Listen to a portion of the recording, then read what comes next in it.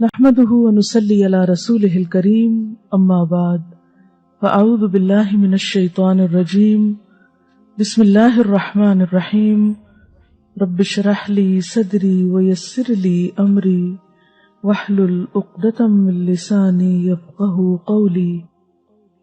اور اس کا اتنا اجر اور ثواب ہے کہ اگر آپ وقت دیکھیں تو 1.5 منٹ ہے صرف، لیکن اگر آپ اجر دیکھیں تو بے حد و حساب. تو اس لیے پابندی کے ساتھ کوشش کریں اس کو پڑھنے کی، اور گھڑی دیکھ لیں، آپ کا کوئی بڑا وقت نہیں لگے گا. انسان یہ صرف شیطان کا بھلاوا ہوتا ہے کہ انسان یہ نیکی نہ کرے اور اتنا بڑا اجر نہ کمائے.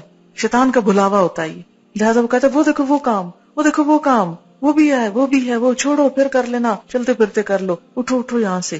جس طرح قرآن میں آتا ہے فسبح ادبار السجود، سجدوں کے بعد بھی رب کی تسبیح کرو. لہٰذا کیا پڑھتے ہیں 33 دفعہ سبحان اللہ، 33 دفعہ الحمدللہ، 34 مرتبہ اللہ اکبر. کیونکہ نماز کے بعد اللہ کی رحمت متوجہ ہوتی ہے، دعا مانگنے کا وقت ہوتا ہے. کچھ اور جو ہم عربی میں نماز کے اندر نہیں مانگ سکے اب باہر مانگ رہے ہیں، لیکن شیطان کہتا ہے کسی طرح نہ ہی مانگے تو اچھا، محروم ہی اٹھ جائے.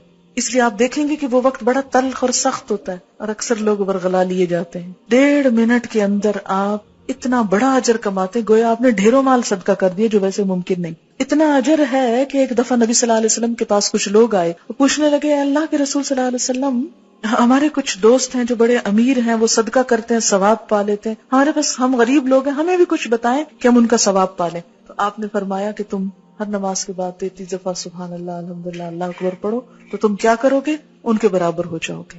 بڑے بڑے صدقہ جہاد اور کیا کچھ کرنے والوں ان کو بھی پتا چل گیا. پھر وہ آگے یا رسول اللہ صلی اللہ علیہ وسلم، وہ بھی یہ کرنے لگے، پھر وہ آگے نکل گئے. تو آپ نے فرمایا یہ اللہ کا فضل ہے جیسے چاہے دے. پھر ہوتا ہے اب نماز پڑھ لی، جلدی جلدی وہ بلا کے آرڈر کر دیں سب کو جو جو کچھ کہنا ہے، پھر بولنا شروع کر دیتے.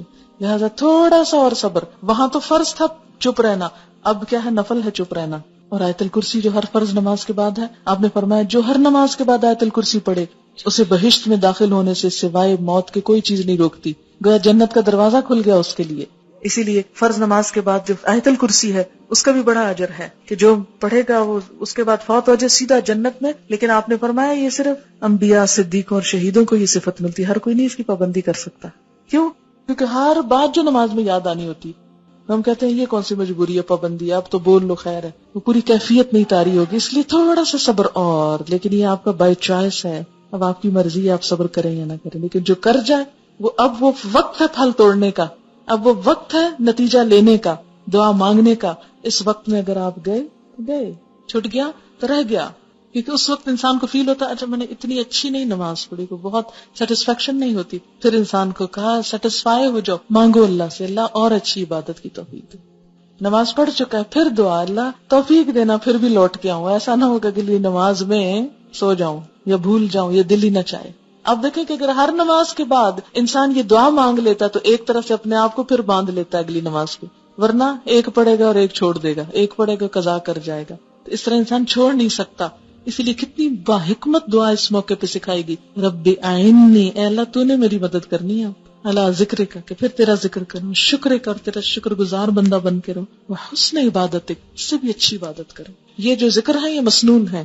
کچھ سوال ہیں کہ میں جلدی سے جواب دیتی ہوں. نماز ختم کرنے سے پہلے سورۃ البقرہ کی آخری آیات اور حشر کی آیات پڑھنا جائز ہے؟ ذکر میں آپ جو کچھ بھی پڑھیں لیکن یہ مسنون نہیں ہے. مسنون وہی ہے جو میں نے آپ کو بتا دی ہے. اس کے علاوہ آپ اردو پنجابی میں اپنی دعا مانگ سکتے ہیں جو بھی آپ کریں. اچھا ایک بات یاد رکھیں، سجدے میں قرآن نہیں پڑھا جاتا. سجدے میں قرآن نہیں پڑھا جاتا. درود شریف کھڑے ہو کے نہیں پڑھا جاتا. سلام کھڑے ہو کے نہیں پڑھا جاتا، بیٹھ کے پڑھا جاتا ہے نماز میں.